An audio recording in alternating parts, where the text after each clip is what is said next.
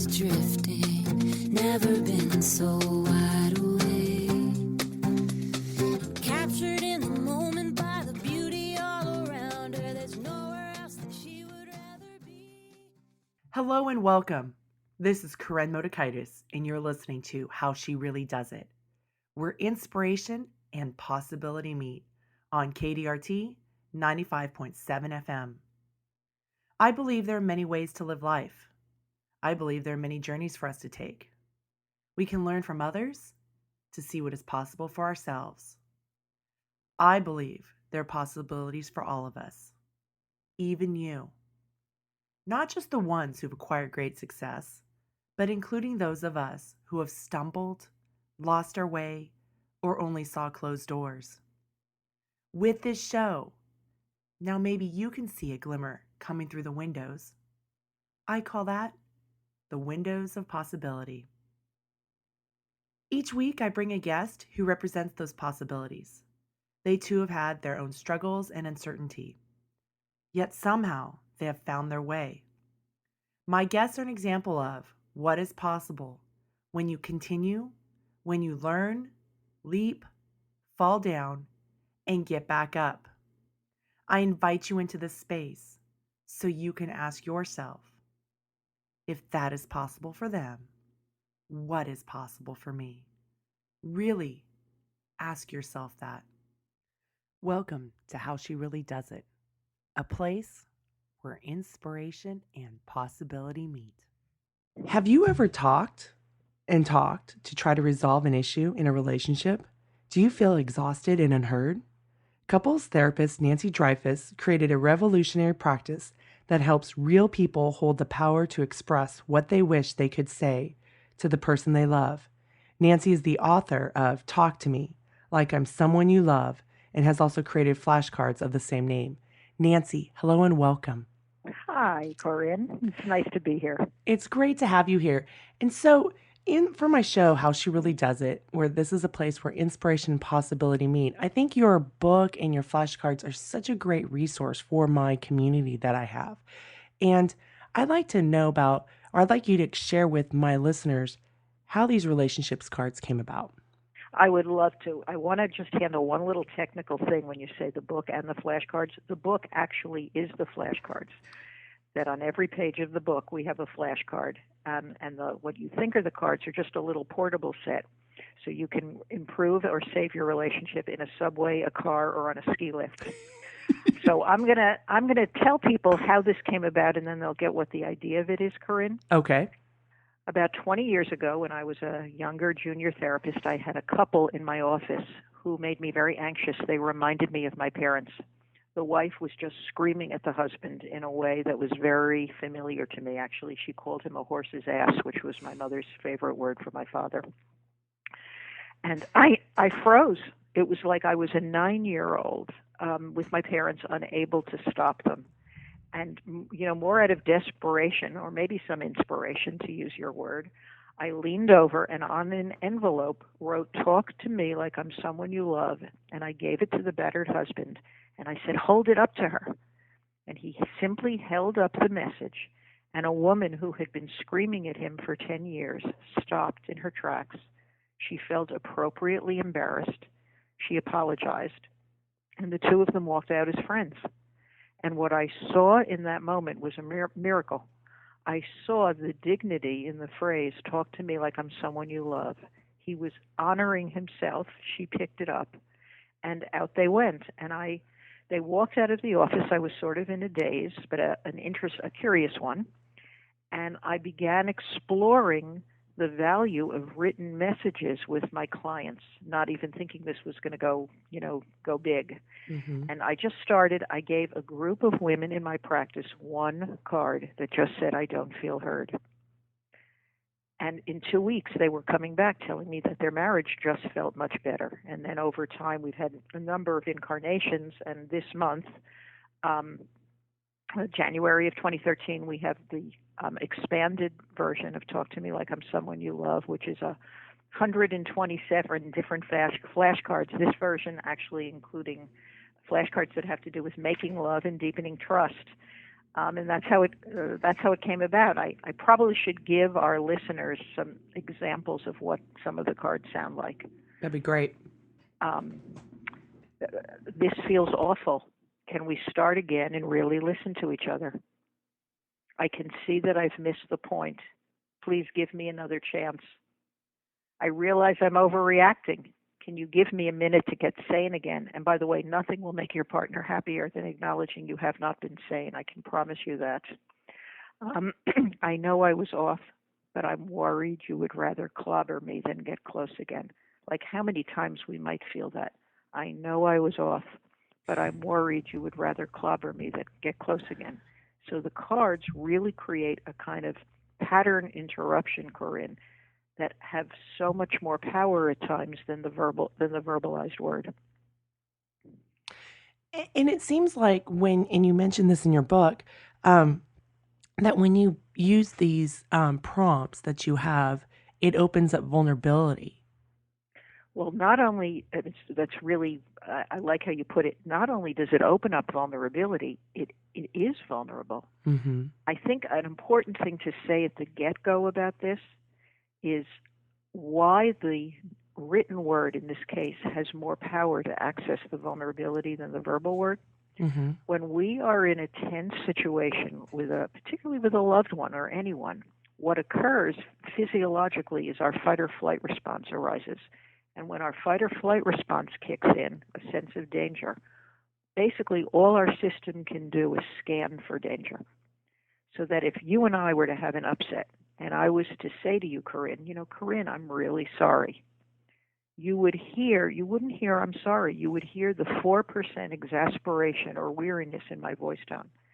So if you can consider that this system or this approach completely neutralizes voice tone, there's something very pure about the message getting across, and your best self gets across.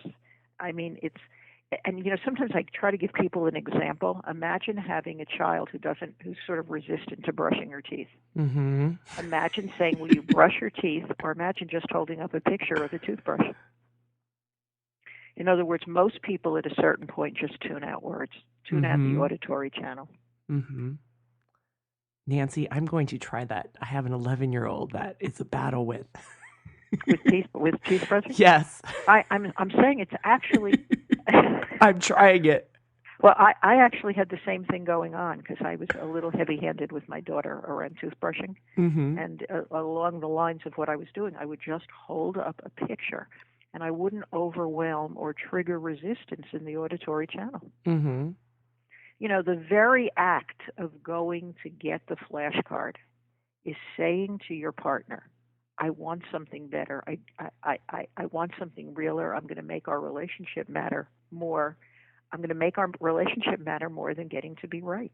Mm-hmm. Well, and with these flashcards, and I think about the story you tell in your book about your husband, and where he took one of the flashcards and taped it above the bed.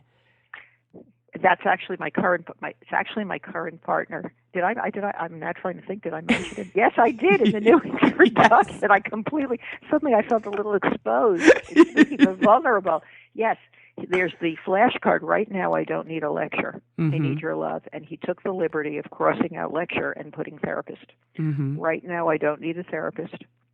I need your love. He framed it, put it over the bed, and we just do the point and click.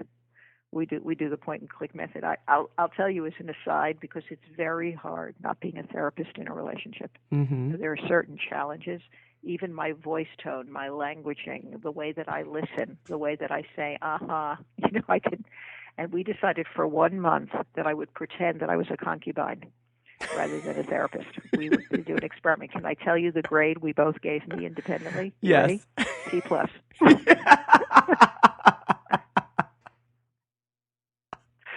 C+. So yes, these get used in my own life. So Nancy, I have a question for you. This has been your life's work about communication and relationships. And is there a reason that you sought out this information and how to help people communicate? Well, like you've heard enough about how this came about in Mm-hmm. terms of my own family of origin. I had a mother who, meant well. She came from her own background, and I just grew up listening to people fight all the time. I Mm-hmm. heard a lot of screaming. I was screamed at. I basically learned to scream. I have a poignant memory now that we see, the success of my book. I remember being a senior in high school, sort of a little chubby, hadn't dated anybody, kind of the bookworm, watching what looked like the cool boys, guys and girls standing at lockers, looking at each other dreamily, talking to each other. And I remember consciously having the thought, is there a book that tells you what to say? It's like I didn't know like how to relate or how to communicate because I had grown up with such tumult. So, obviously I've had years of my own therapy and personal exploration. And what I have come to, I'm going to say this, it sounds a bit provocative, Corinne, but it actually is I think there's a truth in it. There is no such thing as having a relationship with another person. There is only having a relationship with Corinne in that other person's force field. So that what my book and what my thinking is about, what I came to, because I had to learn by the numbers. It was not organic. It was not natural. I was often tongue-tied. I was not articulate. I often felt false to myself. Is that the work in life is to know what it is that you're experiencing, to be true to yourself in somebody else's force field, and not worry so much about the relationship. If you were in my presence right now, I could probably do this a little better. But imagine that right now, everybody listening, I'm leaning over and I'm about 1 inch from your face, and I'm very close, paying attention to you. And I'm thinking, am I being helpful? Am I being clever? Are they enjoying me? Is my breath okay? Did I powder my nose? Are we okay? Are we okay? How are we doing? Mm-hmm. If I'm giving you 92% of my attention to see how we're doing, I only have 8% of my attention focused on my own gut. Mm-hmm. Actually, almost a mathematical, energetic thing. And most people are going through the world with an enormous amount of their attention focused on the other person. And because they don't have enough of their attention focused on their own insides, they don't even know what to say because they're not clear enough about their own experience. It requires a certain degree of attention on one's own insides to even know what it is you're feeling. Mm-hmm. What my book does, it gives you many, many examples that will sort of ring true to you if you flip through the book of what it is you actually might be feeling underneath the superficial conflict you're having with your partner, or it could be your child at the time. Because aren't those what you're feeling? Those are your triggers to what maybe your partner may be doing or saying or um, part of that experience. So which it's your stuff that triggers how you react to maybe your partner. Is that what you're saying? Well, no, I'm saying that when you're trying to change your partner or get Uh-huh. through to your partner, you're often not taking enough of yourself with you. So, for instance, I have a flashcard under the section feeling vulnerable. When you talk to me that way, I just feel small. Mm-hmm. If I'm so busy arguing with him, I'm not really communicating what's underneath my management of my feeling diminished. Mm-hmm. Actually, I'll give you a better example. Imagine saying to somebody who's a loved one who's on the phone, saying, you've been spending a lot of time on the phone with Barbara. You think you could give me some attention? Okay. So I'm looking what you're doing on the phone with Barbara, as opposed to saying, and this is vulnerable, as opposed to saying what's underneath that, Corinne. I'm aware, watching how much fun you're having with Barbara, that I'm feeling left out, and I worry that I'm not enough fun for you. Mm-hmm. What do you think is going to create connection? In that second example, I'm connected to Nancy Mm-hmm. rather than trying to change Harold. Does that make some sense? It makes total sense. And when people say something, how it goes in the world, and I feel like I'm kind of a missionary in this regard. When someone says, you're spending a lot of time on the phone with Barbara, what am I, chopped liver? That passes for communication. What people don't realize is that 90% of their communication is obscuring what they're actually experiencing. And then they wonder why communication is so hard. Is because they're not actually communicating what's true. But it passes for communication. You understand what I'm saying? Yep. And I use the term that I use is that when you're attacking your spouse and saying you're not spending time with me, or you're always on the phone with them, is you're in their business instead of asking, like, being in your business. What is it that you need? What is it that you want? Because Exactly. isn't it true when you attack them and say, well, you're always on the phone, now they're on the defensive because that flight or flight response has been triggered, and so they're going to kind of pull away. Exactly. Perfect. Versus, I love what you just said about your business as opposed to my business. I mean, I think you're hitting the nail on the head. yeah, it's so, and when you come up and you're vulnerable and say, oh, I really want to be a part of this, or I want to spend time with you, right? Then that's more of an attraction. It's more of, oh, here's somebody who wants to be with me. Here's somebody that wants to spend time with me, and either I can do that right now or I can't do that right now. Right. But you're understanding, and then that maybe open up more. I don't know if empathy is the right word, but it's not. There's less resistance, I guess. There's what happens is when you see that someone is being transparent, something in you melts. In other words, people, even difficult people, often can read transparency. And when we're being transparent and somebody sees our vulnerability, often unless you're with a psychopath, they can pivot and respond to it. I would really recommend that people listening to this go to my website, Nancy Dreyfus, DREYFUS.com, where you can see some sample flashcards. In fact, you can download some for free, and you can actually just try on some of the cards and some of the messages and actually see what happens when you flash a simple, non-defensive message to your partner who you didn't think you could get through to. So I want to go back, and I'll have that link to your website on my site as well for the listeners. But I want to go back to why, for people that are struggling with, but why can't I just say it? Why do I have to have the written form? Well, you could, and it's a great question.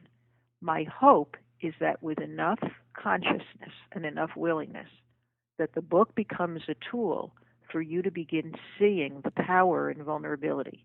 Most of us grew up as children and did not have our vulnerability validated. I'll give a simple example. Let's say you're an 8 or a 9-year-old who got a new toy, and your mom very sensitively says to you, your friend is coming over, and I can tell that you don't want to share it yet. You don't have to share it. Put it under your bed, okay? Mm-hmm.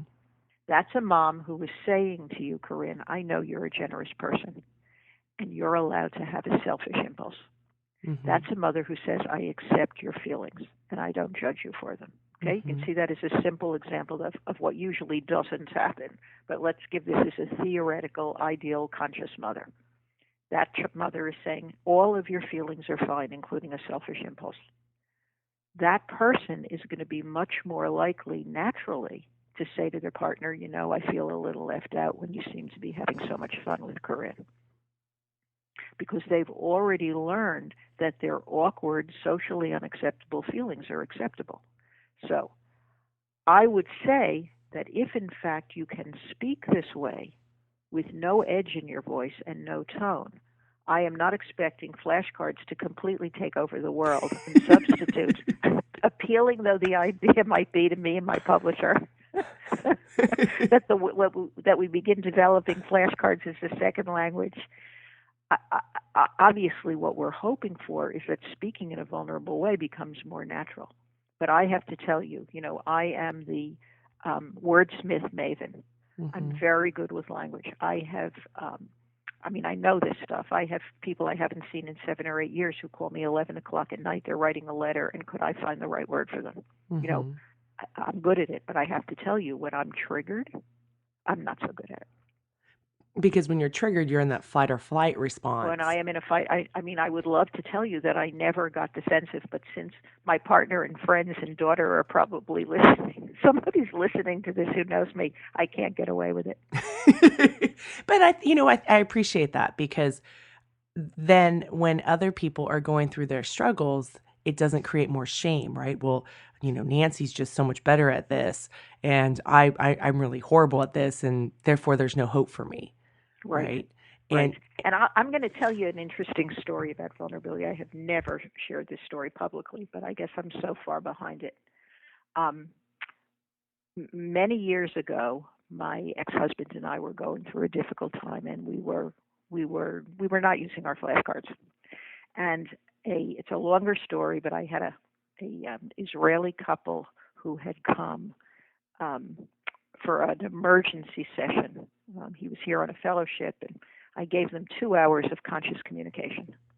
And in the course of that session, she had shared with me that when she was pregnant, he, who had been a gynecologist, had called her a fat pig in front of family members when she took a second piece of dessert. So just keep that in mind. And they had a great session. They left friends. They were much calmer. And 2 days later, I see clients in my home. It's a longer story. He came to get a pair of eyeglasses he had left here, and he overheard my husband. He walked in, and he had overheard my husband and I having a horrible fight. The embarrassing part of it wasn't that we were fighting. It's that I was not walking my talk. mm-hmm. When I realized he was in the house, I wanted to tell him he was hearing somebody from our inpatient psychiatric ward, but I didn't think it would fly. I would have to say it was probably one of the most humiliating experiences I have ever had in my life, of that being seen in my worst self. Mm-hmm. And 2 days later, I just couldn't tolerate the anxiety about it. I called him up and I said, I guess you overheard my husband and I not walking my talk, whatever. And, he said that he felt badly that he invaded our privacy. And then there was an amazing moment. Try to imagine this. He says to me, I guess it's how I would have felt if one of my gynecology OBG patients had heard me calling my wife a fat pig. Oh, Now, can you get a little chill? I have total chills up and down my arms. It was a holy instant. Mm-hmm. I have to say it was such an equal playing field. It was extremely kind on his part. But it's a beautiful story of what happens when two people are just vulnerable together, Corinne, in their humanness. He could see my humanness, I could see his humanness. We held open the space for each other's bigness. It was a beautiful, beautiful moment. And if that horrible, when it initially happened, I thought my practice was to go down the tubes. The phone lines would be ringing about what it was like behind closed doors. But what ended up happening, that moment with him, I cherish. That reminds me of Brene Brown has been a frequent guest of my show, and we talked about shame and how shame loves secrecy. And so one of the things that this example that you share with me makes me think of her shame resilience, where when we have shame, when you reach out, right, and how that can let go of the shame. And so just even by you reaching out to him and like owning your story, owning your part of, Right. You saw behind the curtain, right? And But it's relevant to the whole book, because it's, in the end, the best solution, no matter what, is to go vulnerable. yeah, What was I going to do? Say that I was, make up some ridiculous excuse?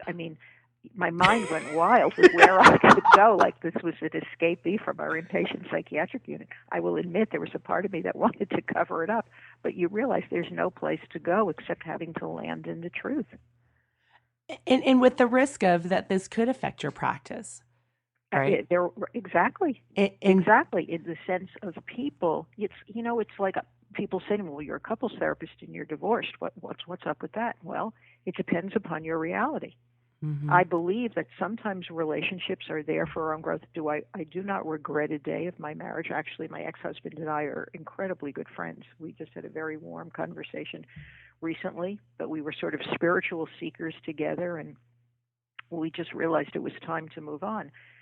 some people would look at that as a failure, and I feel like it's a success if you know that something is no longer meeting your needs. It's really a success if you can separate as friends. Mm-hmm. But there are people who might not want to work with me because I was divorced. And Mm-hmm. those people, I might not be a good match for them. And having to just accept that you can't be all things to all people. Mm-hmm. No, and I think that's just great for the listeners because we talk a lot about that, about the journey and how people stumble and they fall, but they can get back up and they Yes. can move forward. And really about that's how you create the life that you want. It's not, that you have to be bestowed this perfect life or that your path is without any mistakes. Correct. It's a journry and Correct. through And these moments you I learn. want you to know that for my clients, though I haven't shared this story that much, I'm going to kind of open, particularly open space today, hearing how messy life is. Mm-hmm. You see, I think there's a conspiracy of silence about how messy life really is. Mm-hmm. I think Michelle and Barack have a very good thing going. Mm-hmm. I get a sense of a really good marriage. But imagine what it would be like if there was a public conversation. He got up and he said, we had a little spat last night and we haven't really made up yet, and it's a little distant between us. There's no real public conversation about how messy life is. Mm-hmm. No, because we want the image, right? Yes. And and I don't really want to dive into this, but I was watching Lance Armstrong's interview. I didn't get to see it. Tell me. So I was watching that, and I've interviewed Dan Coyle quite a bit on my show, who's written a lot of books about Armstrong. And anyways, but one of the things that he said early on was, he goes, look, I was the 7-time winner of the Tour de France. I had this great wife and this family. And he goes, it was all an image, Mm-hmm. right? I'm a flawed person and I couldn't make that work. Right. And I was like, wow, because I remember when I was first reading some of his books and just fell in love with the story, overcoming cancer, right? All these things. It's the American dream and how perfectly the story was put together. Well, this is a really interesting conversation because you know what it brings to mind, and I appreciate your bringing up Lance. It brings up Tiger Woods. Mm-hmm. He was raised from 4 years old to be a model for black youth. His mother was a Buddhist. To be morally superior, to be a perfect athlete, he had to be a perfect person. Mm-hmm. When his flaws and addictions came to light, and people were damning him, you know what I felt? I felt happy for him. I felt that he was going to get help and that he was going to no longer have to be perfect, and that he was getting to see what the price he was paying, that he needed some place where he didn't have to be perfect. Because, in other words, he was so groomed to fit a certain image. I'm not condoning his behavior at all, but it's the natural sequelae, it's the natural consequence of what happens when you feel you have to fit an image. No, I agree with you, and it's I'm trying to find like the words for it, but it's when you put so much pressure in one area, there's got to be release, right? It's like steam; it has to come out somewhere. Right. And that's exactly for his case. And I've reflected a lot about the whole Lance Armstrong thing, about the price of winning, right? We want that figurehead, and probably how scandalous even that we will never know the Lance Armstrong thing and the people that were a part of it, because whether they're jock sniffers and, they want to be a part of this elite level thing. And so they were willing to put money into it. And the cover-ups that involved to create the story, this image that people wanted to believe in. I'm curious because I didn't see it. Corinne, Mm-hmm. Did he come across to you as sincere? How did he come across? And that's the troubling thing. And I was watching the Twitter feed as I was watching it live. I don't know. It's hard to say. Maybe you could say, like, there's a naive, I think, part of me that wants to say, oh yes, he came across as sincere. But when they showed tapes of him previously defending and saying that he wasn't doping, maybe back in 2005, it's almost the same persona that was portrayed last night. Right. In other words, you wonder what's changed in terms of his character. Now it's, I hate to say it, an image of authenticity. This is to change that kind of character structure takes a lot of, I'm simply saying it's not just a one confession. It Hmm. requires a whole shift in one's point of view about life. Yeah. So, and he didn't, and Oprah did ask him, why are you coming now, forward now? And he never answered that question. Right. Right. And so, I mean, he did answer, like she asked, did you take performance enhancing drugs? Yes. And Mm-hmm. she listed and he said yes or no. So that was very candid. Mm-hmm. Um, but, and he said that he was a bully. But yeah, the persona part, I don't know. Well, this is a, not to segue to my own book or anything, not that I would want to do that. Speaking of authenticity, it is a perfect segue to one of the two new sections in my book. The two new sections in my book are Making Love and Deepening Trust. And I want to read some of my Deepening Trust ones, which are actually related to our Lance Armstrong conversation. I need to be able, number 120, I need to be able to risk sharing my distrust with you. It's the only way I am ever going to trust you. Mm-hmm. 123. I know you feel awful, but it's not enough. I need you to really, really know what it was like for me. And the carryover, the connection between what we're saying with Lance, when we say I need to be able to share my distrust, when someone has had an addictive or a maladaptive pattern, let's say somebody's been drinking, I think the partner needs to be able to say to them, you know, your behavior was sounding a little strange. Did you have some alcohol today? In other words, I think that just because somebody says I've changed, or just because Lance has said he's changed, that doesn't mean the history is over. Mm-hmm. That building trust is not an overnight thing. I know you feel awful, but it's not enough. I need you to really, really know what it was like for me. What does that mean? A husband has had an affair. He cries. He apologizes. He feels suicidal. Nothing is going to change until he knows he's able to give his partner a real sense that he knows how completely humiliating it was that he did this, as well as the fact that he betrayed her trust, that he made her feel like a chump for the part of her that felt he could never do such a thing. You understand? It's not, an apology isn't enough. No, I totally understand that. And that goes back to me thinking of, okay, so that's you staying in your own business of what is it that I need, right? Instead of typically what we'll try to do, I think, especially for women, and you can please correct me where I'm wrong, is we'll say, oh, I want my husband to feel better. He may Right. have cheated on me, but I want him to feel better. So I'm going to say, okay, I accept this, but internally really struggling with, can I trust him? Of course. And what I'm trying to say is the only way you will ever get to trust a partner who in some way has violated your trust is he has to be able to hold the space for your distrust. If he just says, I told you I'm never going to do it again, it's not going to work. He has to be able to actually say, it's hard for me to hear, but I can understand why a part of you still doesn't trust me. And then trust will be rebuilt. If he shames her for her distrust, then we're in pretend land.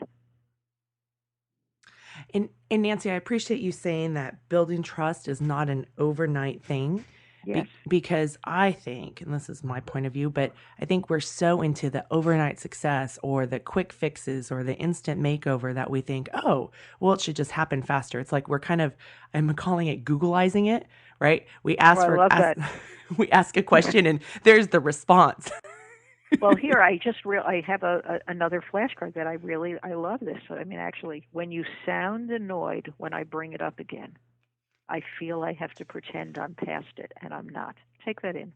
Ooh. When you sound annoyed when I bring it up again, I feel I have to pretend I'm past it, and I'm not. I mean, isn't that powerful?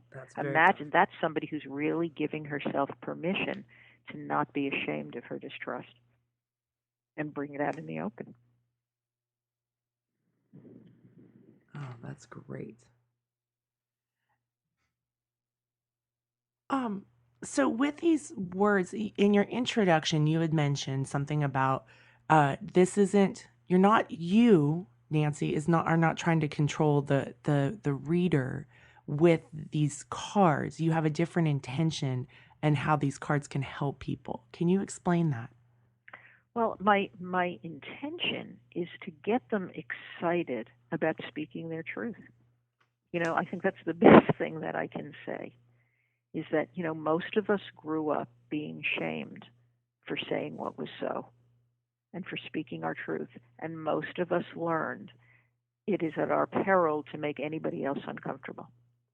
So that we're very, very focused on not making the other person uncomfortable. And what I'm trying to get people to do is really speak their truth. I'm sitting here looking at some of the cards in my Making Love section. And by the way, none of them are graphic or sexually explicit. I just want to let everybody know they're not graphic or sexually explicit, but in my mind, they're the best kind of foreplay because what they're doing is they're making the two of you friends before you touch each other. Mm-hmm. Everybody would say that the purpose of sex is for pleasure and connection, but so much worry goes into bed. Am I touching her the right way? Am I taking too much time? I look a little chubby today. There's an enormous amount of worry. So along the lines of, being able to speak your truth, here's a flashcard. I know I behave badly, but I don't want to have sex just to make it up to you. Can we clear things first? That's somebody who's actually along the lines of which you speak about women. Mm-hmm. That's someone who's aware of, just wanting to make up to the guy or just wanting to make it feel good Mm-hmm. or, having sex because she feels guilty. That takes a lot of integrity to be willing to think that you might be momentarily depriving someone, but you want to speak your truth. Mm-hmm. Absolutely. And, I think what can give my listeners hope is that your own personal journey, right? You grew up without having these communication skills, without I would say I grew up in a family that relationally was primitive. I would say that at times it was just very combative. There was a lot of screaming. Mm-hmm. And now look at you having a different life and then being able to help people have a different way. Yes, and I would say it took a lot of work. Mm-hmm. It really, really, it took a lot of work. And, speaking of image, I'll tell you a piece of my history. I was a pretty unhappy kid. I was chubby. I didn't think that I was, my mother was very much into glamour. And I was kind of a chubby bookworm, and we were always trying to find new hairdos and new makeup. And I got into an Ivy League college, and first I had to go to the Barbizon modeling school. And I remember I can do things with a lipstick brush that would blow your mind. And I remember being in 5th grade working on the class newspaper, and I actually had the thought, I'm going to work for the New York Times one day, and then no one will notice I don't have a man on my arm. That was in 5th grade. I was already planning for my spinsterhood. And I am a graduate of Columbia School of Journalism, which many people do not know. And in the early 70s, I was a newspaper reporter for the largest paper in Philadelphia, and I won a major journalism award, the Robert F. Kennedy Journalism Award for reporting on the problems of the disadvantaged. And a more idealistic Geraldo Rivera won for broadcast, and I won for print. And we all had dinner with Ted and Ethel Kennedy at Hickory Hill, and I got a job offer at the New York Times. And my adolescent dream come true. Mm-hmm. And, it was going to be perfect. I was going to have this spiffy job, and no one would know that I didn't have a man on my arm. And it looked like the universe had different plans for me, because 6 weeks before I was supposed to move to New York, I was sent to do an expose on a meditation group. And it's a little longer story, but I began having, for lack of a better phrase, some spiritual experiences, and I actually began to see that there were many ways that journalism was just creating a lot of pain and fear on the planet. That people hear all these horrible things that are going on, and it just creates fear, and fear creates defense creates attack. And I made the decision that I didn't want the glamorous job. And I will say to people in a life that has had many challenges, the hardest thing I ever did was tell my Jewish mother, I am not going to the New York Times, I'm going to the ashram. It was not, I'll tell you, it was not an easy conversation. Mm-hmm. But it was actually along the focus that you're putting here. It was making part of why I have the solidity I have where I do, including the solidity to acknowledge my flaws, is because I made a decision that I wasn't going to go for image. Mm-hmm. That's a spiffy job for a 25-year-old. Yeah, and it was a lifelong dream. It was a dream from 5th grade on. And Nancy, now looking back at your life, do you have regrets for not taking that job? Um, I don't have regrets at all, and I feel like right now, certainly in terms of writing Talk to Me Like I'm Someone You Love, I'm integrating my psychological, my psychospiritual interests and my Mm-hmm. metaphysical interests with writing. I have to say, recently, just seeing the constant barrage of violent news that's being reported all the time and the focus on it, part of me wants to go a little bit go back into investigative journalism and to be able to probe the question, should there be journalistic ethics about what the impact is of their writing on the reader and the viewer in terms of the anxiety that it creates. I'm very interested in why people choose to become journalists. In other words, what in terms of their own childhood wounding, they're trying to work through, in the sense of thinking that if they bring the evil guys to light and they write about all the bad things in the world, that somehow the world is going to change. And I don't think it works that way. I Mm-hmm. think that the more people hear about all the darkness on the planet, the more depressed people get, the more it gives people ideas. So anyway, I can see there's a part of me that might want to do some investigative reporting, although right now the idea of bringing, um, teaching people, I think I can do more for world peace, Corinne, helping people be kind to the person they woke up with this morning rather than getting 2 million readers upset over what's happening in the world. Mm-hmm. Well, I mean, doesn't it? When I think of this show, I mean, this show is about where inspiration and possibility meet, right? And it's about struggles and overcoming and understanding that it's not just overnight success. It's about practicing. It's about learning. It's about, tweaking and making adjustments. And that's where your book and your flashcards come so well into this community because, as you say, you can go ahead and read through all the flashcards and in what there was a comment you had made. It was, you may find something that you could have used yesterday, but you didn't know, but it will still be good for tomorrow. Yeah. You're right. I mean, actually, what I tell people to do is that they should get a copy of the book.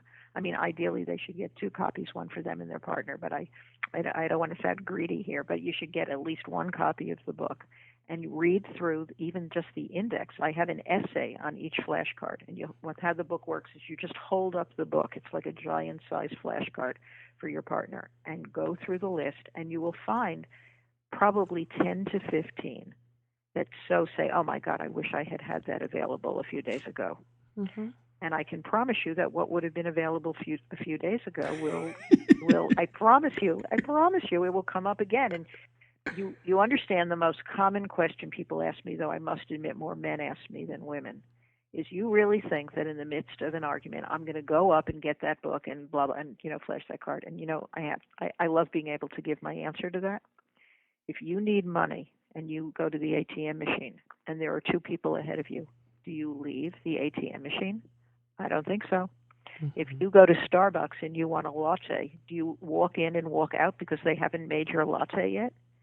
If you are willing to spend 4 to 6 minutes at the ATM machine or the Starbucks when you probably spend 7 of your waking hours worrying or complaining about your relationship, why, oh why, would you not spend 3 minutes to nourish and improve a pattern that has been torturing you for the last 5 years? Mm-hmm. But it's a choice. People get very comfortable with the familiar, and using the flashcard and changing the energy is actually taking the whole relationship into new terrain. Well, and don't you think that people just don't realize it's a skill set that they can learn? Yes. Yes. I think you're absolutely right. Yes. And part of why they think that is, if you grew up in a family where you believed your parents loved you, and I believe most parents love their kids, and loving you didn't include caring about how you feel, it would never dawn on you that a love relationship would require that you care about how somebody feels. Just take that in. Well, It's so basic. say that But again. Say that again. if you grew up in a family where routinely your parents, particularly your mother, didn't seem that interested in how you felt, You would grow up believing that you can conduct a love relationship with someone without having to pay attention to their feelings. Because after all, I was loved as a child with a mother who never was interested in how I felt. So we have loyalty to our to the model in our family of origin. So that the idea that a love relationship would require that I be interested in how you feel just isn't part of my hardwiring. So, can you give examples of how to love somebody and be interested in how they feel? I can. I can actually I'll give you a very good example. My partner and I had an upset where I was positive that he was wrong. Okay, he was wrong. But I guess I wasn't so positive. I asked a third person, a friend, Jan, who I thought would side with me, and unbelievably, Jan showed me where he was right and I was wrong. Okay, and I'm deliberately not giving content, and you'll understand why by the end of the story. And she gave me a new perspective on it where I saw I wasn't as right as I thought. Okay? Mm-hmm. So then I think, well, I'm going to go back to my partner and I'm going to tell him that I now see the light, and he's going to think I'm wonderful for seeing the light and being so noble, right? So I go back to him and I say, I have very good news. I discussed what happened with Jan, and she got me to see what you'd been trying to tell me. I am so sorry. You are right and I am wrong. And then I expect a gold star. And you know what he said? He said, you told Jan that? Are you kidding? That was private? Are you kidding? I mean, I was crushed, Corinne. I so expected the pat on the head and being seen as noble and virtuous. But he's wired in a completely different way, and if you knew his background in issues around privacy and exposure and all sorts of things, this is a great example because we have two people with two separate realities. He is not me, and I am not him. So what do? We can fight forever about what's wrong with him, that he's not seeing my virtue, or he could fight forever that I'm not seeing that I violated his privacy. There is only one way out. And it's called taking turns, that I need to really hear that it was humiliating for him, even though it was a non-event for me. And, I already told you I sounded like a fishwife in front of my, I'm happy to expose these things, but he's more private. Mm-hmm. And so I really need to empathize with his reality, and I need to see the problem, why people have difficulty empathizing with the other reality, because then they think their reality won't get a shot. You need to have the point of view that I can understand why he felt humiliated and violated, and that doesn't mean that I don't have a right to my feelings. Mm-hmm. So he's the one in that moment who's the most charged because he felt betrayed by me sharing this. Mm-hmm. So I just needed to say, I am so sorry. It never crossed. I thought that your desire for me to understand your point of view was so great, it would not have bothered you that I sought outside counsel. But I learned that wasn't the case. I simply had to be willing to really validate his feelings that he felt that I shared something publicly that should not have been anybody's business. Then when he hears that I really get what it was like for him, that I have to really, really know how awful that was for him, and he feels felt, as we say, then he can say to me, given the fact that you never felt growing up, Nancy, that anybody saw your goodness, I can see why it was wounding for you when you were doing what you thought was the virtuous thing, and it didn't matter to me. And in the moment, it didn't matter. That's what else can you do? Mm-hmm. But it's the idea that there are two realities. I do an intervention with clients that is so simple. I have them pretend that they're building a tower with blocks, that they're 2.5 building a tower. And I act like Mommy A, and I come and I just walk in, I say, come on, we have to go to Grandma's. I just pull them away. And then I come back and I'm Mommy B, and I stop and I say, oh, that tower is so great. You are working so hard on it. I feel like a total witch. We have to go to Grandma's. I can't leave you here alone. And they say, no, I don't want to go. And then I say to them, you know what? There is absolutely no reason right now you should want to go to Grandma's. I have had grown men cry in that moment, Corinne, because they've never had an experience before of somebody, even in fantasy, being able to hold their reality if their reality was different from my reality. that moment where I say, you know what, we have to go to grandma's. And I can completely understand there's no part of you that wants to go right now, even if she gave you a cookie. They start to cry. Because all people want is to feel that someone will just let them have their reality and that it's not a deal breaker. And they're crying because I'm letting them have their reality and I'm still loving them. I'm not seeing it as adversarial. Does that make sense? Yeah, I'm just writing because that's so profound. So people want, so in that situation, it's not maybe, because let's go back to the so-called real world, right? Because a parent will say, well, we have to get this done or we have to go visit grandma Right. because blah, blah, blah. But just acknowledging, I understand this may not be what you want to do.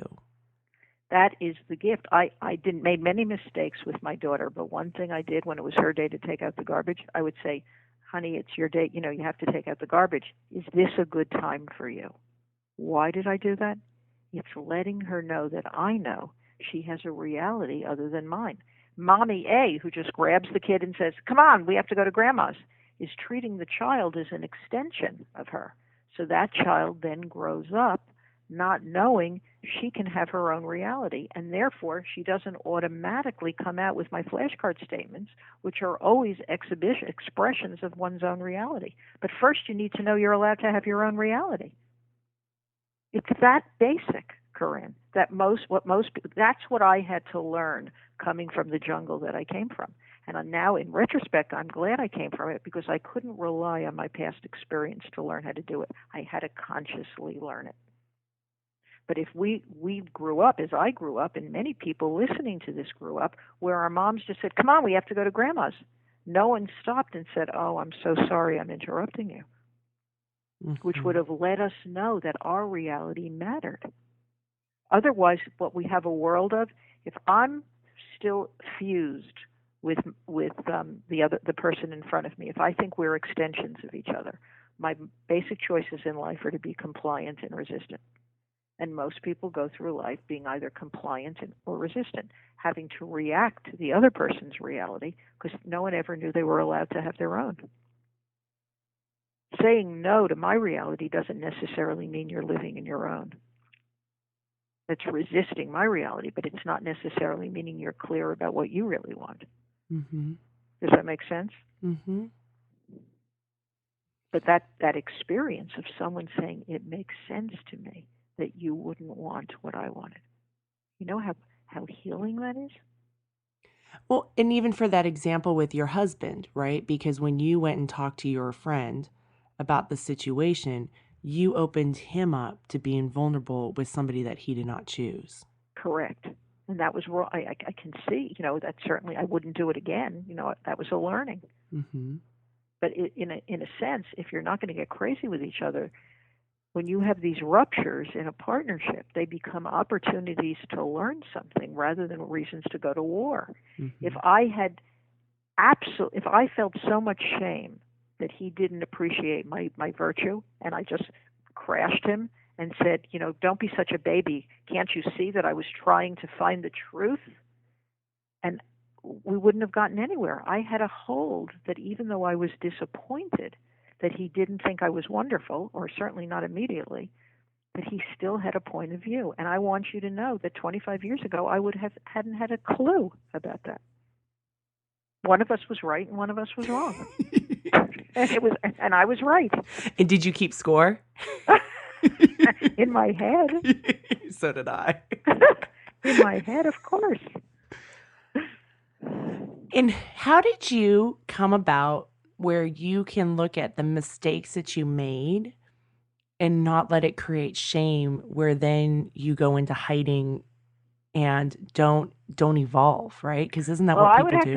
I would have to say that having a spiritual path and understanding something about the psycho-spiritual nature of life helps. Because if we understand that there really is, we all have like a part of us that's Buddha or Jesus, we all have a very pure part, then the part of us that's screwed up is never our truest self. So I have been a meditator for many, I was going to leave journalism to become initially a meditation teacher. So I have been meditating since 1973. It's a lot of years. Mm-hmm. And that allows me to actually deactivate my fight or flight response. I would like to say something that I think is helpful. I'm not free of shame.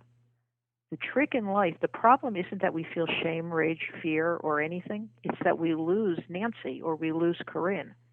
If I can say to you, wow, there's a part of me that's feeling shame right now, it's really not a problem. Mm-hmm. It's when I just become shame that we begin having a problem. Mm-hmm. It's you don't want to lose the phrase that I sometimes use is your aware self or your head of household. If there's a part of me that's reporting on how I'm feeling, then we're okay, rather than me just becoming the feeling, if I can observe it. I'm going to give a tip to people. A great tip, or communication tip that can change your life is to talk in parts. Look at the difference between saying, I hate you, and me saying, Corinne, a part of me is hating you right now.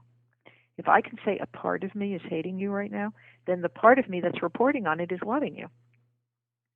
Oh. A part of me feels jealous when you were on the phone. A part of me feels diminished. A part of me worries. A part of me worries that you've been drinking again. It's so much easier to hear. I mean, it's magic, actually. Can you see it? I can see that. Even for a parent with a kid, a part of me wonders whether you were telling me a lie. Because there's still the space then that I love you. Right. And you know what it says? The fact that so many people have the reaction you're having right now tells us that's probably how we are. We have a lot of parts. Mm-hmm. And when we go black and white, so many things get missed. Absolutely. Your laugh. I love your laugh. It's a very supportive laugh. Well, I work on the all or nothing mindset, quite a bit. Because I can follow. Is that something that somebody would say about you, that you tend to be a bit black and white in your thinking? Well, I think that's how I grew up, very black and white. And I've really, in the last 20 years, have really worked on that black and white, realizing that life isn't that clear cut. Did you have a parent who was black and white? Oh, yes. Mm-hmm. Yes. That's where you learned it, sure. You had to strive for perfection and you had to be perfect. Oh. So it's something that, I constantly work on and practice. And, when it does come up, the old patterns come up, I realize, okay, it's not black and white. It's not all or nothing. Right. Let's look at this. So a great affirmation or a great phrase for you would be, a part of me worries that you're not going to love me because I screwed up. Mm-hmm. A part of me worries you're going to be upset with me if I didn't do this perfectly. To sort of soften it all. But that's a tough background to grow up in. Yes. Well, Nancy, thank you so much for coming on my show today. It's been just a pleasure talking with you. It's been lovely. You're a great person to converse with about this stuff because you've given it so much thought yourself. Well, thank you. Thanks for joining us at How She Really Does It. Each week, I try to bring inspiration, empowerment, and entertainment for you. Each show has a takeaway, something you can implement to take those steps forward in your own journey. I'd love to hear from you. You can connect with me at my website at www.howshereallydoesit.com and sign up for my weekly newsletter to get insider information as well as each podcast delivered directly into your inbox. Have a great day, and I'm smiling big for you. Early morning, fog is lifting. She's in a row.